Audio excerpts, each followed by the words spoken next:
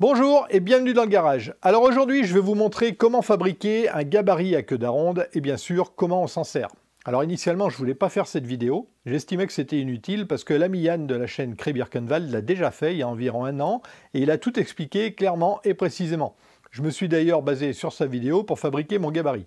Sauf que pour mon premier essai, j'ai fait quelques petites erreurs. Ce sont que des détails, mais à cause de ces détails, mon gabarit version 1 est inutilisable.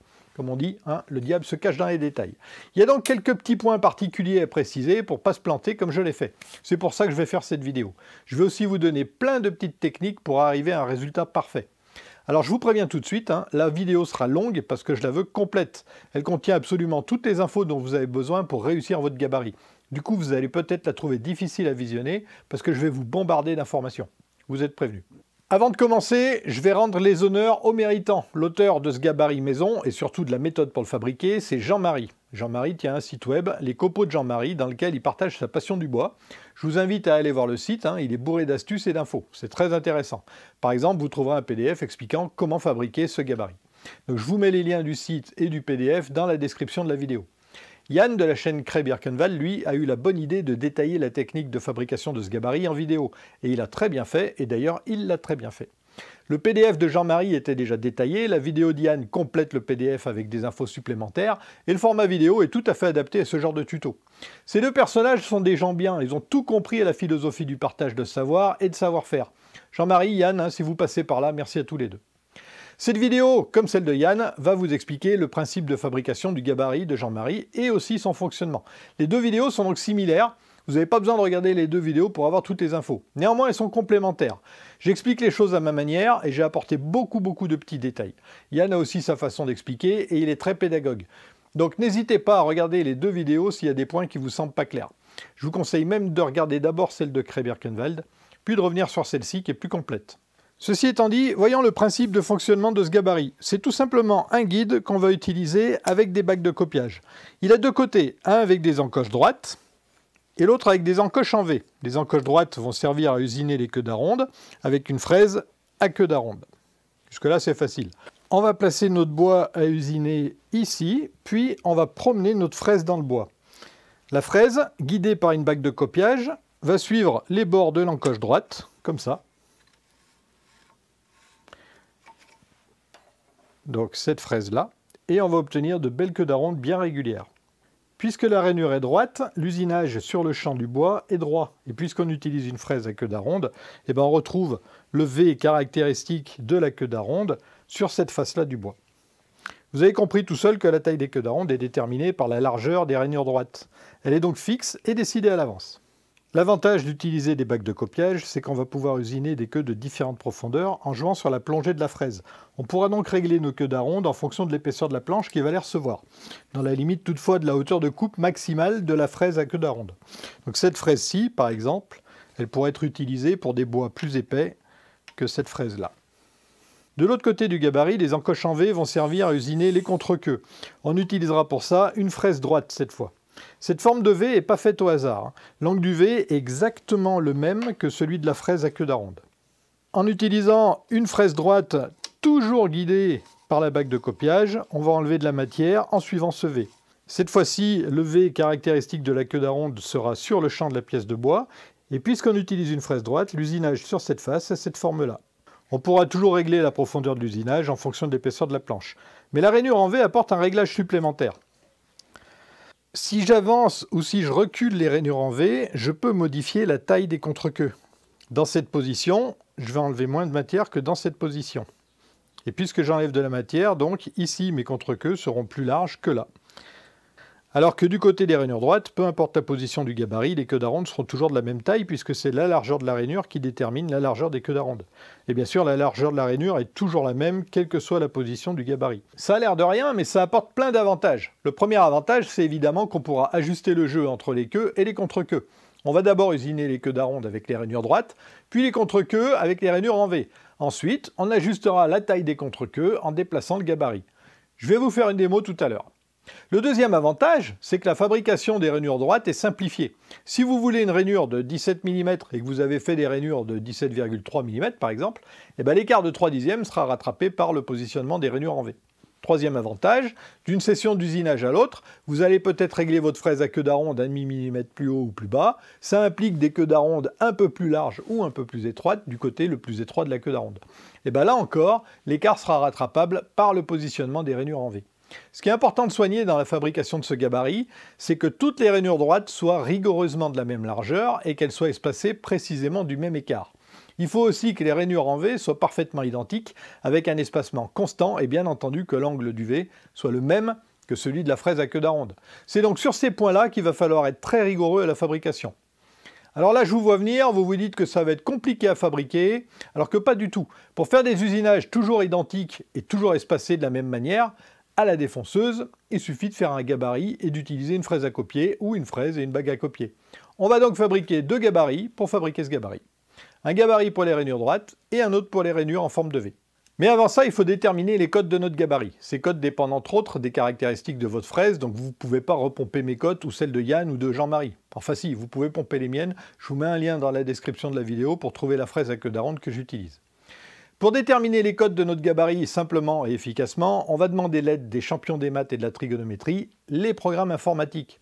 Si vous avez des enfants en âge d'aller au collège, vous avez entendu parler de GeoGebra. GeoGebra, c'est un logiciel de maths en ligne qui permet de manipuler de l'algèbre et de la géométrie de manière graphique. Il y a un outil qui permet de développer des modules, des ressources d'apprentissage de toutes formes. C'est très bien fait, les profs s'en servent beaucoup. Alors je vous rassure tout de suite, pas de panique, pas besoin d'être prof de maths pour le cas qui nous intéresse. Il faut juste savoir pousser quelques curseurs. Et ça tombe bien, moi je ne suis pas prof de maths et j'en connais pas. Enfin si, j'en ai bien en tête, mais il s'est reconverti dans la menuiserie. Donc encore une fois, rendons à César ce qui lui appartient. Cédric Bodona, je ne te connais pas, mais t'es un petit futé. Cédric, c'est quelqu'un qui s'est intéressé, comme moi, au gabarit de Jean-Marie. Il a développé un modèle GeoGebra dédié à ce gabarit. Ça devient un travail d'équipe, ce projet. Vous reconnaissez le gabarit à droite de l'écran. À gauche, avec ses curseurs, on peut jouer avec les paramètres qui influent sur la géométrie du gabarit. L'épaisseur du bois, les diamètres des bacs de copiage, le diamètre de la fraise droite, les caractéristiques de la fraise à queue d'aronde, etc. Vous voyez qu'il y a pas mal de paramètres. On peut se sentir un petit peu perdu au moment de faire ses choix. Et d'ailleurs, il est possible de faire de mauvais choix. Regardez, si je mets une queue d'aronde de 20 mm et une bague de copiage de 5, j'ai plus de queue d'aronde. Ça reste des maths, la réalité géométrique est ignorée. Un autre exemple, on peut choisir une fraise dont la queue est d'un diamètre supérieur à la bague dans laquelle elle devra passer. Alors je vous donne ma méthode pour faire vos choix. D'abord, il faut régler l'épaisseur de bois qu'on veut usiner. Dans mon cas, je pars sur 15 mm pour faire mes fours et tout. Ça ne veut pas dire que le gabarit ne pourra pas usiner des pièces d'autre épaisseur, mais ça vous donnera une idée de la tronche de vos queues d'aronde ici et de vos contre-queues là. Ensuite, on règle les paramètres en fonction du matériel dont on dispose. On va commencer par la fraise à queue d'aronde. Il faut renseigner le diamètre de la fraise le plus grand. On mesure le diamètre ici. Dans mon cas, c'est 15,8 mm. Il faut aussi renseigner l'angle de la fraise, 7 degrés dans mon cas. Et enfin, le diamètre des bacs de copiage utilisés de chaque côté du gabarit. Si vous avez une défonceuse, avec un peu de chance, le fabricant vous en a fourni une. Allez voir au fond de la boîte. Sinon, il va falloir investir. Vous pourrez faire plein de choses avec. Si vous vous demandez quoi, je vous invite à passer commande d'un jeu de bagues et en attendant la livraison, d'aller voir cette vidéo-là. Pour des raisons pratiques, j'utilise la même bague de copiage des deux côtés. C'est une bague de 17 mm. Maintenant qu'on a renseigné tout ça, les réglages sont beaucoup plus simples. Il ne reste plus que deux paramètres à rentrer, la largeur des fentes droites et l'écart entre ces fentes. La largeur des fentes influe sur la taille des queues d'aronde. Plus la fente est large, plus la queue d'aronde sera large elle aussi. Et ça ne bougera pas. L'écart entre les fentes influe, elle, sur la taille des contre-queues. Alors perso, je suis parti sur une largeur de fente de 20 mm parce que j'ai une fraise de 20 et que ça me permet d'usiner les fentes en une fois. C'est plus précis, même si on a vu que la précision des largeurs de fente n'est pas primordiale. Mais je trouve ça plus pratique et puis la défonce arrondie ici est plus esthétique.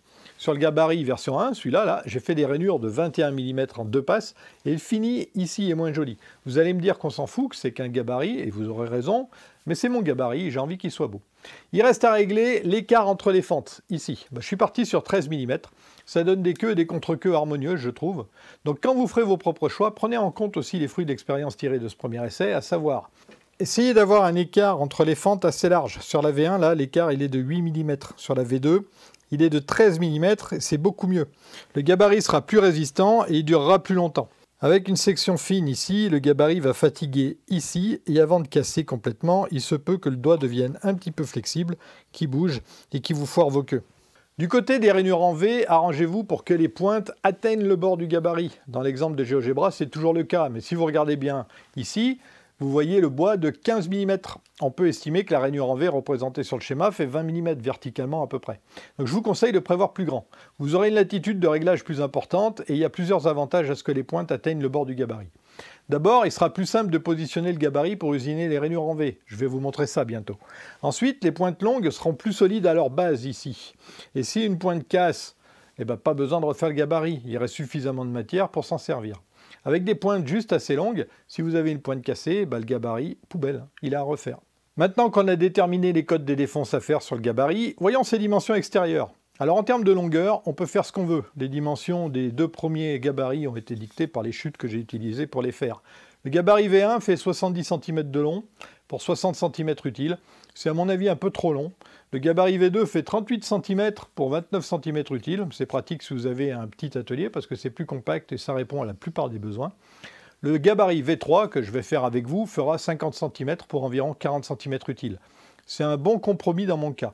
Les tiroirs qui iront ici, les plus hauts en tout cas, ils feront 160 mm de haut.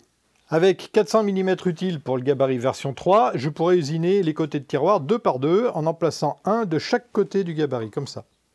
Et si un jour j'aurais besoin de faire des queues d'aronde sur 400 mm, ce dont je doute beaucoup, je pourrais le faire aussi. Il faut savoir que plus le gabarit sera long, plus la partie qui va dessous sera longue aussi, et plus l'ensemble sera long et encombrant. Le gabarit V2 est compact, pratique, et ses 29 cm utiles permettent de répondre à la plupart des besoins. Le support dessous est beaucoup trop long, mais ça n'a rien à voir. Mais il ne permet pas de s'occuper de deux planches en même temps. Pour mes deux tiroirs les plus grands, il va falloir que je m'y prenne 2 fois. Il me plaît comme ça, je pourrais m'en contenter, mais j'ai fait le gabarit V2 pour valider que les modifications que j'ai faites par rapport à la V1 corrigent bien tous les problèmes. Et c'est parce que c'est le cas que j'ai décidé de faire cette vidéo pour vous. Donc je vais devoir construire un gabarit V3 pour vous montrer comment faire ce gabarit en pratique. Alors autant que celui-ci permette de faire 2 tiroirs en même temps. Pour info, dans le commerce, j'ai vu que la plupart des systèmes font 300 ou 600 mm utiles. À vous de voir pour le vôtre, moi du coup je pars sur 400 mm utiles. On a vu la longueur, parlons maintenant de la largeur. Jean-Marie, l'auteur du gabarit, a fait le sien avec une largeur de 150 mm. Mon gabarit V1 fait 160 mm de large. C'est le maximum que j'ai pu tirer du bois que j'ai utilisé pour le faire. Je voulais une grande largeur pour pouvoir faire des rainures longues. C'est un prototype et je voulais déterminer quelle largeur minimum serait nécessaire. Mais vu qu'il est inutilisable, j'ai pas pu tester quoi que ce soit. Donc j'ai fait mes tests sur le gabarit V2. Le gabarit V2 est plus étroit, il fait 145 mm de large. Encore une fois, cette largeur a été dictée par la taille de la chute dans laquelle je l'ai construit. Il a des rainures droites de 40 mm de long et des rainures en V de 45 mm de long. J'ai privilégié des rainures en V plus longues que les rainures droites puisque ce sont elles qui permettent le réglage. Et puisque le gabarit est plus court, j'ai placé les rainures qui permettent le réglage du gabarit sur les bords où il y a plus de place. Là, j'ai une latitude de réglage très large. Entre les rainures, dans cette configuration, j'aurai une latitude de réglage de 35 mm, ce qui à l'usage s'est avéré largement suffisant. Ici, mon gabarit il est parfaitement réglé et on peut en tirer quelques infos intéressantes. Pour faire des queues d'aronde parfaitement ajustées, le gabarit est positionné à 34 mm du chevron du côté des rainures en V. Ce qui veut dire que théoriquement, je pourrais fabriquer des queues d'aronde sur des planches de 26 mm de large. Avec ma fraise à queue d'aronde de presque 16 mm de diamètre, 34 mm moins le rayon de la fraise, 8 mm. Dans la vraie vie, c'est pas possible. Il faudrait une fraise à queue d'aronde de 26 mm de hauteur de coupe, ce qui à mon avis n'existe pas. Ça veut dire que je peux réduire la profondeur des rainures en V. Elles font 45 mm, je pourrais réduire à 40 mm et je pourrais encore faire des queues d'aronde de 21 mm. Cette fraise a une hauteur de coupe de 22 mm, donc là ça passe. Mais bon, bref, ce que je retiens surtout de mon gabarit version 2, c'est qu'il fonctionne avec les codes qu'il a, donc je vais les garder. Ça nous donne des rainures droites de 40 mm, des rainures en V de 45 mm, 40 mm suffirait, et une largeur de gabarit de 145 mm. On a toutes les dimensions. Il y a encore une chose ou deux à dire sur ce gabarit avant de le fabriquer. Pour qu'il soit durable, je vous conseille de ne pas le faire dans du médium ou de l'aggloméré, ça ne tiendra pas dans le temps. Le médium, c'est pratique à usiner, mais ça va bien pour faire des gabarits à usage unique. Parce qu'à force de l'utiliser, les bacs de copiage vont l'user. Il va se tasser et ce gabarit demande une grande précision. Quant à l'agglo, pour faire court, c'est de la merde. Donc je vous conseille de le faire dans du contreplaqué de 10 ou 15 mm d'épaisseur maximum. Ou mieux, si vous pouvez trouver comme moi des chutes de plancher, c'est vraiment bien adapté. On en trouve de différentes matières. Ici, je crois reconnaître du HDF, c'est-à-dire du médium mais haute densité. Ça s'usine très bien à la défonceuse et contrairement au médium, le MDF, qui lui est moins dense, le HDF il résistera bien au frottement de la bague sur la tranche. Cette lame de plancher a l'avantage d'être peu épaisse, du coup on ne perd pas beaucoup de capacité de plongée pour la défonceuse. Il faut quand même que le gabarit soit plus épais que la bague de copiage est profonde. Donc là ça passe sans souci. L'avantage de la lame de plancher, c'est aussi sa rigidité. Pour moi le HDF c'est le matériau idéal. Cette lame-ci, elle est en aggloméré et c'est moins solide. D'ailleurs, elle a cassé ici. Donc pour le gabarit V3, ça sera toujours une lame de plancher, mais cette fois-ci, elle est en contreplaqué. Elle est un peu plus épaisse et finalement, là, j'ai un contreplaqué filmé. Bon, si on passait maintenant à la fabrication de ce gabarit. Alors, je vais vous passer la découpe de la lame de plancher aux dimensions. C'est 4 coups de scie, vous savez faire, et la vidéo, elle est assez longue comme ça. Pour usiner les rainures, on va faire 2 gabarits, un pour ce côté et un pour celui-là. Et vu qu'on va faire des gabarits pour faire un gabarit, pour être plus clair à partir de maintenant, je ne vais plus appeler ça un gabarit, mais un peigne. Ça sera plus facile à suivre pour vous. Donc on ne va pas faire des gabarits pour faire un gabarit, on va faire des gabarits pour faire un peigne. J'ai beaucoup de retours d'expérience à vous donner suite à la fabrication de ces 2 premiers peignes. Voici les gabarits qui ont servi pour le peigne en version 1. Ils sont constitués tous les deux de la même matière. Une planche dans laquelle on va usiner notre rainure, droite, ici, ou en V, là. Celle-là, on oublie. Dessous, il y a un tasseau qui est placé d'équerre par rapport à la rainure pour positionner le gabarit sur le futur peigne. Comme ça. Et sous le gabarit, il y a aussi un taquet qui va permettre de positionner le gabarit pour usiner les rainures avec un espacement constant. Donc dans ce cas-là, ça marche comme ça. On usine là et on est calé ici. Et on va utiliser une fraise à copier comme celle-ci pour usiner le peigne. Le roulement qui se trouve ici sera en appui sur le gabarit et on va pouvoir usiner le peigne. Voilà pour le principe. Ce gabarit en particulier, mine de rien, c'est ni plus ni moins qu'un gabarit à queue droite finalement. Je vous donne déjà mon retour d'expérience sur tout ce qui est commun aux 2 gabarits, ce qui concerne les 2 gabarits. Les points propres à un gabarit en particulier, j'y viendrai après. Première chose, j'ai fait mes premiers gabarits en aggloméré. Je déteste ce matériau, mais j'en ai, j'aime pas acheter. Alors je le passe dans des tests ou dans des gabarits jetables. Pour ce genre de travail, ça fait le taf. J'ai cru au début que l'imprécision des défonces du peigne version 1 venait en partie de l'agglo utilisé par les gabarits. Je pensais que le flanc ici s'était écrasé au fur et à mesure du frottement répété de la fraise à copier. Et pour être sûr, j'ai refait des gabarits en aggloméré pour fabriquer le peigne V2. Celui-ci ayant pas de défaut, le problème ne venait pas de l'agglo. Donc vous pouvez en utiliser si vous en avez, ça débarrasse. Sinon du contreplaqué c'est mieux, ou encore une fois des lames de plancher. Deuxième chose, je vous conseille de fabriquer des grands gabarits. Jean-Marie fait des gabarits de 150 mm, Yann aussi je dirais à vue d'œil, et pour eux ça passe. Mais Yann utilise une affleureuse. Et une affleureuse ça a une toute petite semelle. Moi j'ai une Triton TRA 001, une bête de 2400 watts avec une très grande semelle. Donc il faut que votre gabarit puisse recevoir la semelle de votre défonceuse et des serre-joints pour maintenir le gabarit en place. Il faut aussi que la semelle puisse se déplacer sans rencontrer les serre-joints. Troisième chose la plus importante, j'ai foiré le peigne version 1, entre autres parce que j'ai pas été assez précis dans la fabrication du gabarit des rainures en V. Il faut vraiment s'appliquer pour la fabrication des gabarits, la suite ira tout seul. Et quatrième chose, tout aussi importante que la troisième, il faut être très précis sur le placement des gabarits sur le peigne avant de l'usiner. On va voir comment faire ça. Passons au gabarit pour les rainures droites. Je ne vais pas en refaire un, je vais utiliser celui qui m'a servi pour usiner le peigne en version 2. Mais je vous explique en détail comment le faire le plus parfaitement possible. Alors déjà, la planche du gabarit, elle fait à peu près 30 cm de long. Ça laisse la place à la semelle de la défonceuse et au serre-joint, comme on l'a dit, mais aussi ça apporte beaucoup de précision sur le placement correct du gabarit sur le peigne. Le gabarit est bien placé quand le tasseau, qui est ici, est plaqué sur le peigne sur toute sa longueur. Imaginons que je ne le place pas correctement. Par exemple, le tasseau est plaqué de ce côté, et là, il est reculé d'1 millimètre. Ça paraît beaucoup, mais c'est possible si, par exemple, on ne fait pas attention quand on place un serre-joint pour maintenir le gabarit en place. Dans cette situation, la rainure, elle ne sera pas à 90 degrés par rapport au bord du peigne.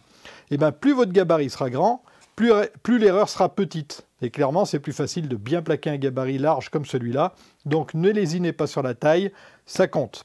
Ensuite, assurez-vous d'avoir au moins un des côtés du gabarit, ici ou là, bien droit et d'équerre avec le côté qui va recevoir le tasseau. Ça va permettre de placer le tasseau parfaitement parallèle au bord qu'il reçoit. Je vais y venir. Le tasseau doit être parfaitement droit, bien sûr. Donc pour le gabarit V1, j'ai utilisé des tasseaux sciés. Pour la V2, j'ai utilisé des tasseaux rabotés pour gagner encore en précision. Pour placer le tasseau, il faut d'abord percer l'emplacement des vis. Et puis il faut fraiser l'emplacement des têtes de vis pour qu'elles ne dépassent pas de la surface du gabarit ici. Donc placez le tasseau comme ça, marquez d'un coup de crayon sa position et percez l'emplacement des vis. Donc il faut 4 vis, une à chaque extrémité du gabarit et une proche de chaque côté de la rainure. La rainure sera placée au centre du gabarit. Pour fraiser l'emplacement des têtes de vis, il y a plein de techniques. Moi j'utilise un kit que j'ai trouvé à l'époque au Lidl du coin. Pour placer le tasseau très précisément, commencez par fixer le tasseau avec une seule vis dans un des trous sur le côté. Le tasseau peut tourner comme ça, c'est exactement ce qu'il faut. Ensuite, utilisez une équerre à chapeau comme celle-là. D'ailleurs, celle-là aussi, elle vient de Lidl. Et elle est juste, hein, l'angle ici est parfait. Donc vous placez l'équerre sur l'établi, comme ça. Vous la fixez avec un serre-joint. Le chapeau contre le bord de l'établi. On peut utiliser une équerre classique, mais celle-ci est quand même beaucoup plus facile à fixer avec un serre-joint. Ensuite, vous placez la planche de gabarit contre l'équerre. Puisque ces deux côtés sont perpendiculaires, ce bord est parallèle au bord de l'établi. Vous plaquez le tasseau contre le bord de l'établi du côté où il est vissé. L'autre côté du tasseau, vous le plaquez aussi, et vous vérifiez que cette face est toujours bien plaquée contre l'équerre. Et là, vous êtes certain que le tasseau est parfaitement en place. Il n'y a plus qu'à le visser. Commencez par le trou de vis le plus éloigné de la vis déjà en place, puis vous vissez les deux autres. Et voilà, c'est tout bon, on en a fini avec le tasseau. On passe à la rainure. La rainure sera placée au milieu. Ça permettra d'avoir un bon appui du gabarit sur le peigne tout au long de sa fabrication. On commencera par usiner les rainures ici. On sera bien en appui sur 20 cm ici. Puis on va avancer et on sera en appui sur tout le gabarit, donc sur 30 cm.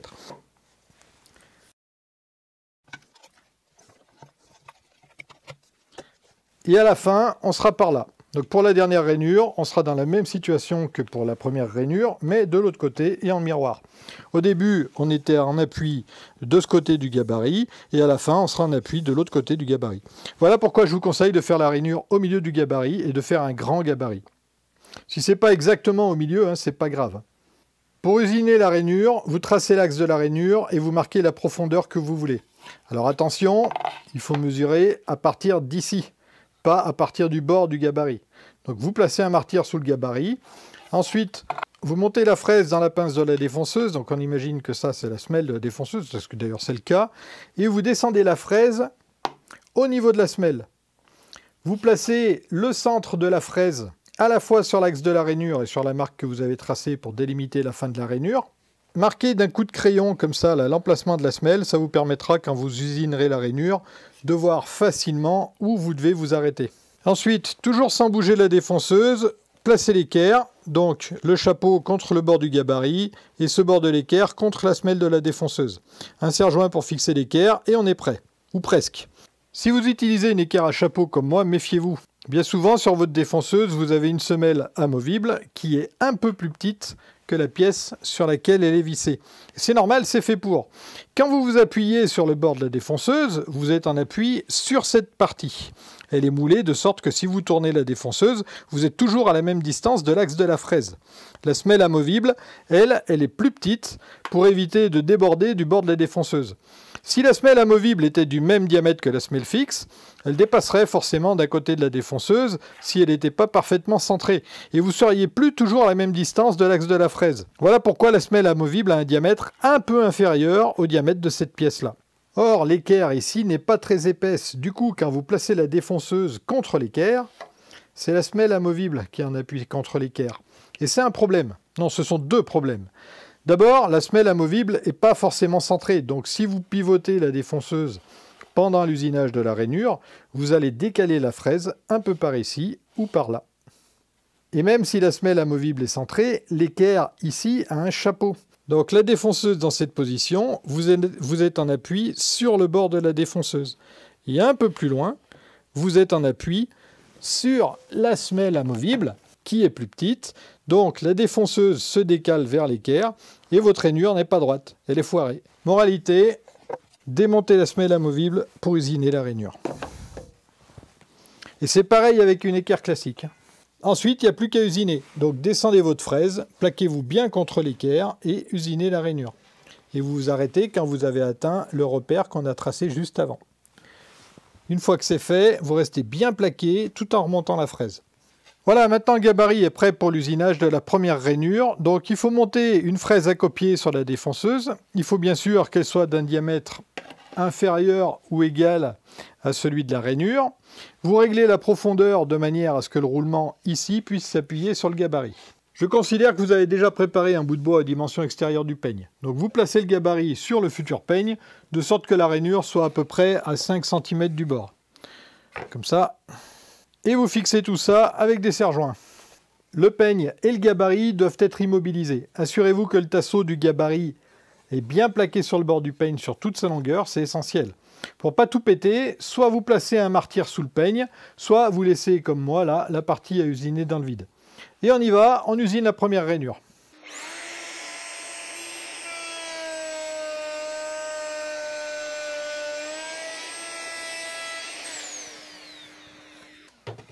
Maintenant, on laisse le peigne de côté et on revient sur le gabarit. On peut maintenant usiner des rainures identiques. Il va falloir le faire avec un espace entre les rainures constant.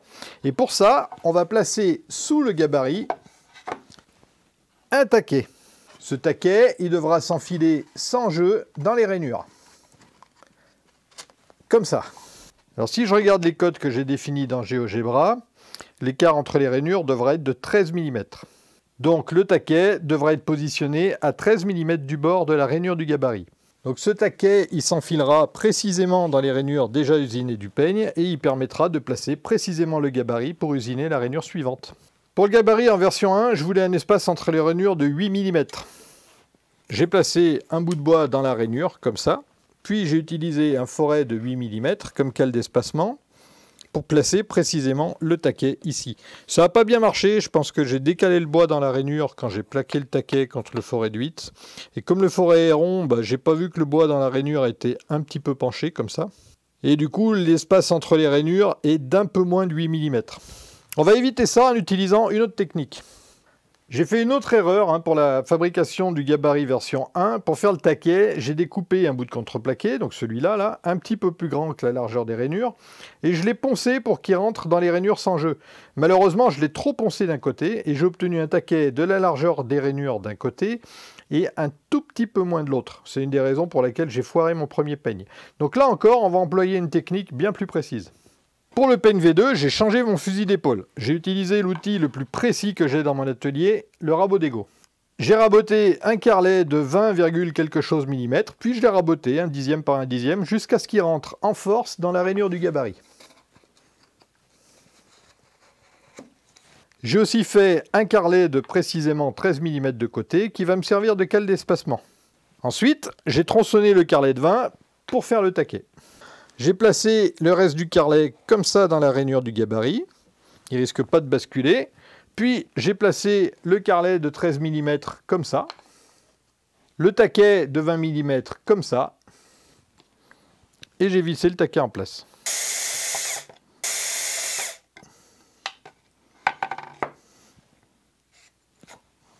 Et voilà, le gabarit est prêt pour usiner les rainures suivantes. Vous verrez mieux dans ce sens. Je place le taquet dans la première rainure. Ça force, donc c'est cool. Je vérifie que le gabarit est bien plaqué sur le peigne. Et je fixe tout ça. Une fois que c'est fixé, je revérifie qu'on est bien en appui, donc le gabarit contre le peigne, des deux côtés. Donc là, on est bien. Les réglages de la défonceuse, ils n'ont pas bougé depuis la première rainure, c'est exactement les mêmes. Donc on est prêt à usiner la deuxième rainure.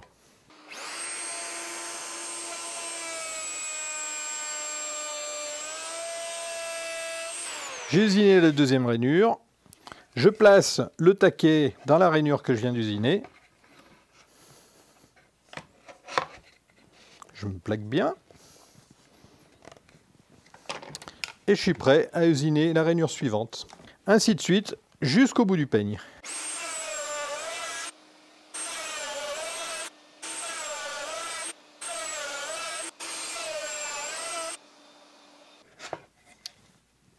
Et voilà la première partie du peigne. On n'en est qu'à la moitié de la fabrication du peigne et je vous ai déjà bombardé d'informations. Alors pardonnez-moi, vous devez avoir la tête comme une pastèque. Heureusement, pour la seconde moitié, ça va aller beaucoup plus vite parce que je vous ai déjà presque tout dit dans la première partie. La fabrication du gabarit pour les rainures en V est très similaire au gabarit pour les rainures droites. Vous allez prendre une planche de la même longueur, fixer le tasseau de la même manière, placer la rainure au centre encore une fois. Dans mon cas, elle est décalée à cause du manque de matière là, mais ça n'a aucune importance. Il y a 2-3 petites choses seulement qui changent par rapport à ce gabarit.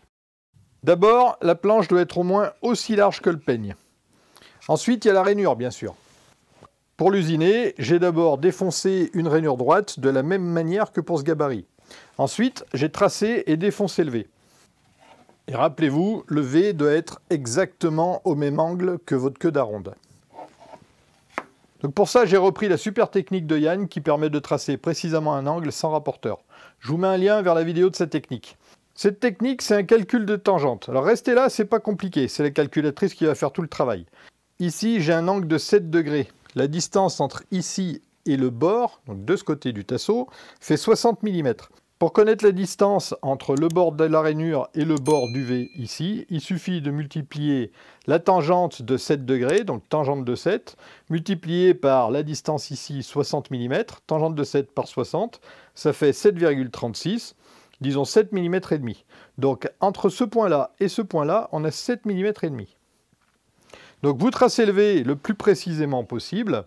Alors l'avantage d'avoir déjà tracé la rainure, c'est qu'on peut mettre une cale ici, par exemple, pour pouvoir placer un réglet contre. Et le bon moyen de vérifier le traçage, c'est déjà de vérifier la symétrie à l'œil. Un petit écart va bien se voir, notre cerveau aime bien la symétrie. Ensuite, mesurez au réglet l'ouverture du V. Elle doit être de 2 fois cette cote, plus la largeur de la rainure. Dans mon cas, 7,5 x 2 plus 20, ça fait 35 mm. Si vous êtes bon à 1 mm près, ça suffit. Pour usiner les bords du V, le plus simple et le plus précis, c'est de placer une chute de bois bien droite sur le trait et d'utiliser une fraise à copier ou une fraise à affleurer. Donc une fois que c'est fait, il reste à placer un taquet en face de la rainure en V pour pouvoir positionner le gabarit en face des rainures droites du peigne. Ça permettra à la fois d'aligner les rainures et de respecter précisément l'espace entre les rainures en V. Donc il suffit de tracer sous le gabarit le prolongement de la rainure, de placer le gabarit sur le peigne en alignant une rainure avec le tracé qu'on vient de faire, et de fixer le taquet en le positionnant dans la rainure et en le vissant. Le taquet provient du carrelet qu'on a fait pour le premier gabarit. Maintenant, vous comprenez pourquoi j'ai décalé ma rainure en V par rapport au centre de la planche, parce qu'il n'y a pas de place pour le taquet ici. Et voilà, il n'y a plus qu'à défoncer les rainures en V à la chaîne.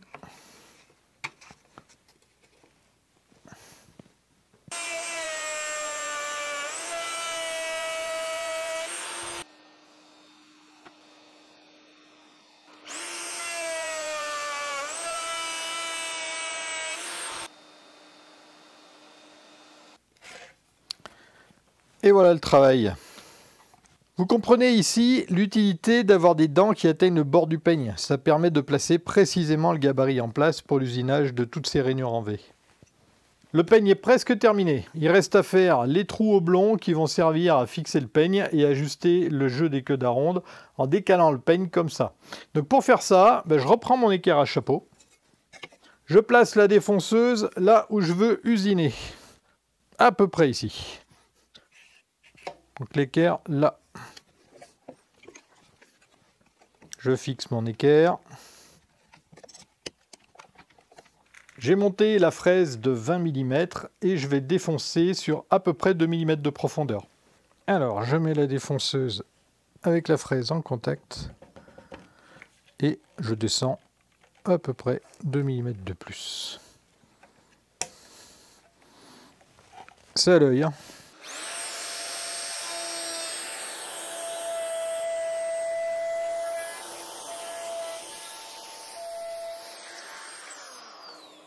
Puis je change la fraise pour une plus petite, alors celle-ci fait 5 mm. Et je redéfonce, toujours au même endroit, sans bouger mon équerre. Et cette fois-ci, je traverse le peigne.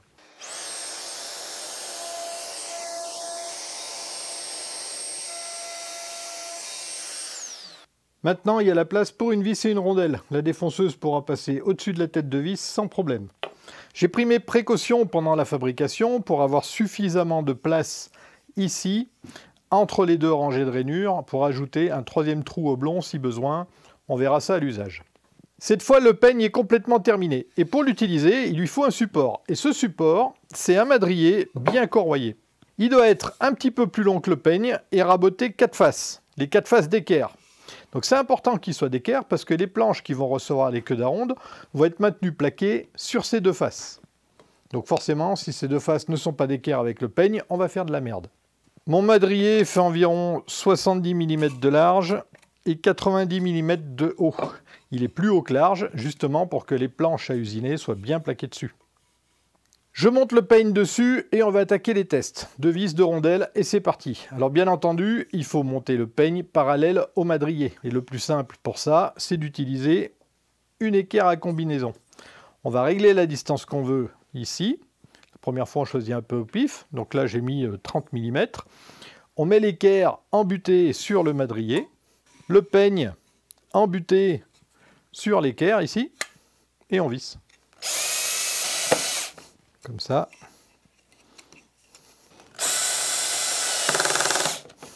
Et maintenant, on peut tester et régler. Alors, on ne sera pas bon du premier coup, hein, c'est très probable, c'est tout à fait normal. Donc, on va faire les premiers usinages avec du bois de palette raboté à 15 mm. On va commencer par la partie qui n'est pas réglable, les queues d'aronde qui s'usinent du côté des rainures droites. Donc, c'est le moment d'équiper la défonceuse avec la fraise à queue d'aronde et la bague de copiage que vous avez choisie pour elle dans GeoGebra.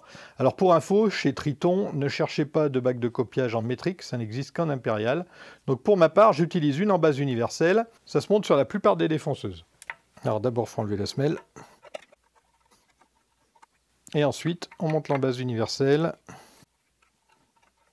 Alors pour centrer la bague de copiage, il faut centrer l'embase. Et donc, j'ai mis en place un élément conique qui est fourni, qui va venir centrer la bague comme ça.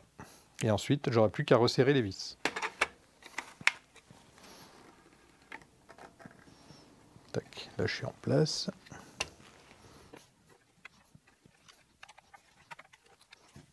Et voilà, maintenant j'ai plus qu'à monter la fraise à queue d'aronde et la bague.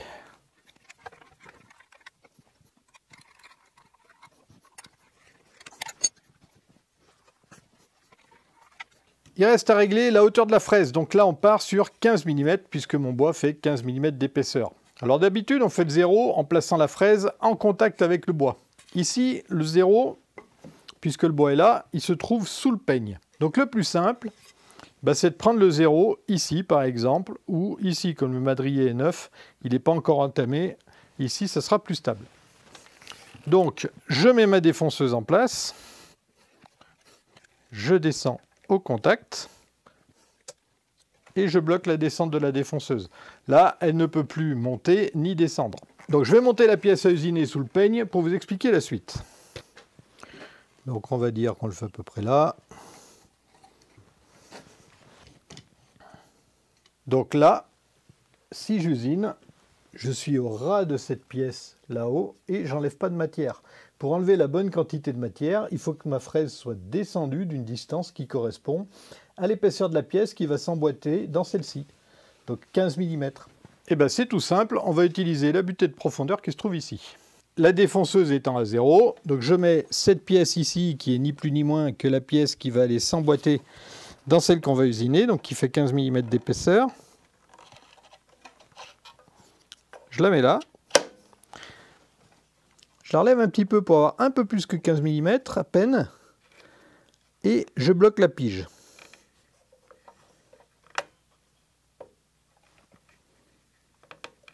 On a maintenant la distance ici qui correspond exactement à peine plus que l'épaisseur de cette pièce. Du coup maintenant, je débloque la défonceuse. Je la descends embutée sur la pige et je rebloque la position. La fraise est exactement à la bonne position maintenant pour usiner 15 mm plus un foutième. Le petit rab, il va servir à faire dépasser le bois après montage. Je pourrais ajuster au rabot et obtenir une belle finition. Allez, maintenant, il n'y a plus qu'à défoncer et faire de belles queues d'aronde. Attention à bien plaquer la semelle de la défonceuse sur le peigne. On usine avec une fraise conique. Donc si on soulève la défonceuse pendant l'usinage, on va enlever trop de matière et on va bousiller la pièce.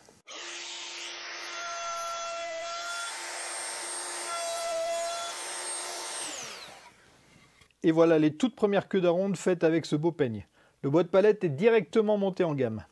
Maintenant, on passe de l'autre côté du peigne, on change de fraise, c'est autour de la fraise droite, et on change éventuellement de bac de copiage. Encore une fois, voyez vos paramètres GeoGebra. Pour ma part, ça sera une fraise de 8 et je garde ma bac de 17 mm. Et bien évidemment, quand vous changez de fraise, vous débranchez la machine.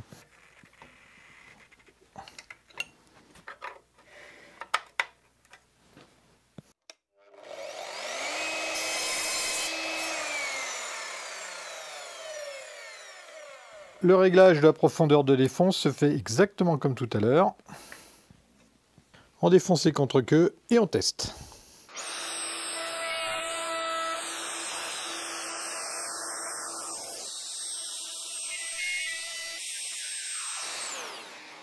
Et voilà ce que ça donne. Alors, le bilan, c'est quoi?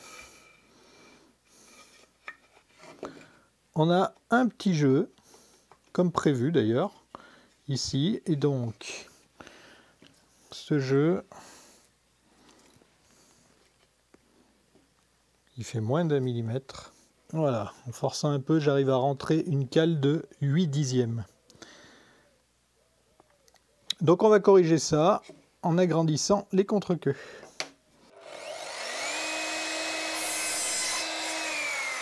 Rappelez-vous, on ne peut pas modifier la taille des queues d'aronde. On ne peut modifier que la taille des contre-queues. Et les contre-queues, en l'occurrence, elles sont trop petites. Donc il va falloir les agrandir. Et pour ça,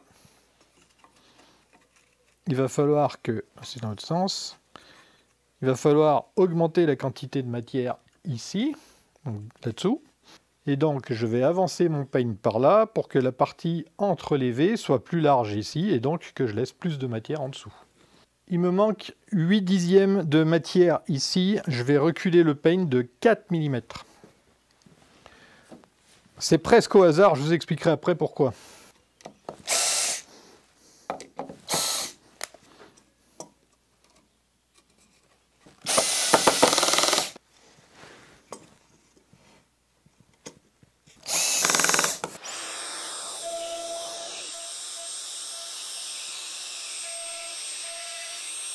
Je vous avais dit qu'il fallait être rigoureux pour faire ce gabarit, et ben je vais vous le montrer maintenant, parce que j'ai fait une erreur.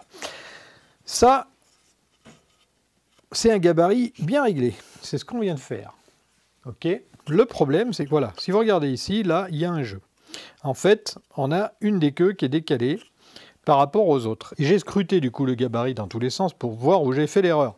J'ai mesuré les rainures droites, il n'y a pas d'écart. L'écart, il est ici. En fait, si vous regardez cette dent, je vais zoomer encore un peu si je peux. Voilà, donc je disais, si vous regardez cette dent, elle est pointue et les autres, elles ne le sont pas. Il y a un petit méplat. Ça veut dire qu'ici, cette dent-là, et celle-là, et puis toutes les autres, elles sont plus larges que celle-ci. Ça veut dire qu'ici, j'ai une interqueue qui est plus étroite que les autres. Et cette interqueue plus étroite, elle se traduit par le jeu qu'on a ici. C'est pas très grave, ça veut dire que cette dent-là est inutilisable. Donc je vais la marquer pour ne pas l'utiliser, et ben, mon gabarit sera peut-être un peu plus court. Ça veut dire aussi qu'il va falloir que je vérifie toutes mes queues, donc il va falloir au fur et à mesure de l'utilisation du gabarit que je teste toutes les dents et que je valide que la géométrie est bonne partout. Voilà, cette fois-ci j'ai monté ma pièce de bois en sautant la première dent, et on va voir ce que ça donne.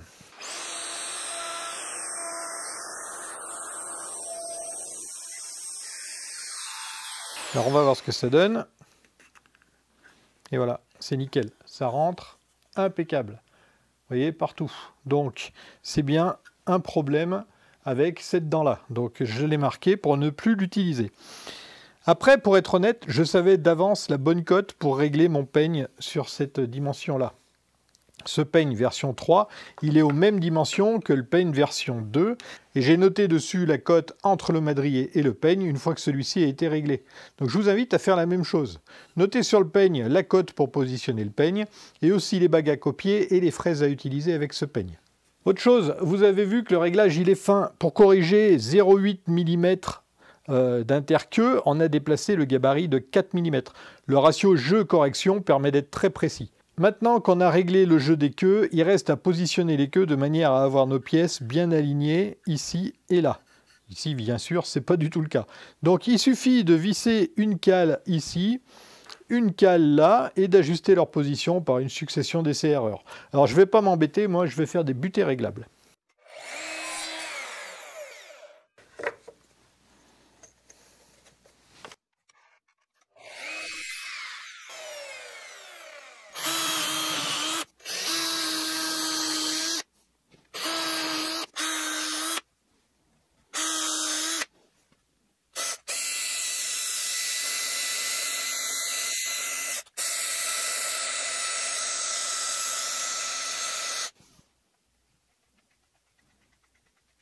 Alors on va commencer par le côté des rainures en V. Alors déjà, il ne faut pas oublier qu'on n'utilise pas la première rainure. L'avantage de ce côté-là, c'est que la pièce que j'ai faite est bien proportionnée. C'est-à-dire qu'ici, on a 8 mm et ici, on en a 16. Donc ça me va bien. Donc je vais partir là-dessus. Donc je vais remettre la pièce où elle était. Hop, voilà. Ici. Et donc je vais placer ma cale où je veux la mettre. Donc là,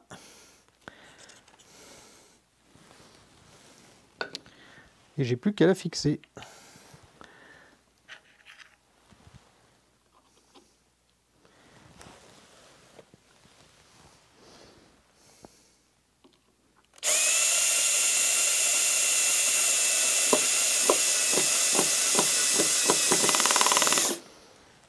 Elle a un peu bougé, mais ça n'a aucune importance parce qu'elle est réglable.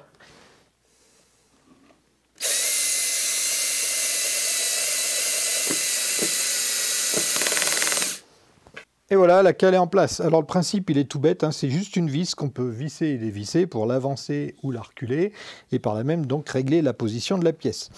Il y a une petite subtilité, juste toute bête, c'est qu'ici j'ai rajouté un contre-écrou, ce qui va me permettre de positionner en le vissant comme ça, la butée en position et qu'elle ne se dérègle pas.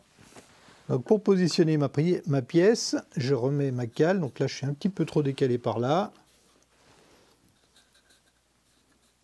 Encore un peu. Et là, je suis parfait. J'ai plus qu'à mettre le contre-écrou et je touche plus à rien. La butée que je viens de mettre en place, elle prend appui sur la face que j'ai marquée d'une croix ici. Donc maintenant, si je reprends la pièce que j'ai usinée tout à l'heure, je l'enfile. Donc le bord qui est maintenant ici devrait se trouver là. Et donc, j'ai un décalage à faire de 13 mm. Cette face-là doit être décalée de 13 mm. Je vais la mettre dans ce sens. Là, elle est censée être ici. Voilà.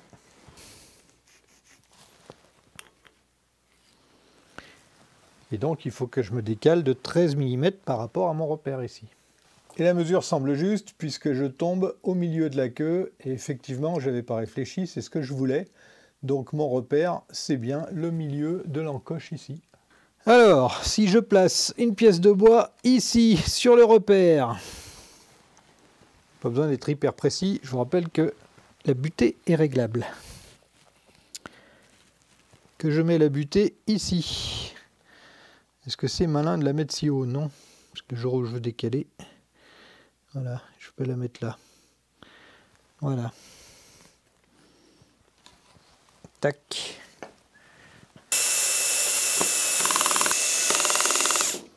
Voilà. Allez, on teste. Alors d'abord le côté queue d'aronde. Donc là, je me mets en butée ici et là. C'est très simple. Plus simple que de serrer un serre-joint d'une seule main. Je suis toujours en butée, impec. Il ne faut pas oublier de changer de fraise.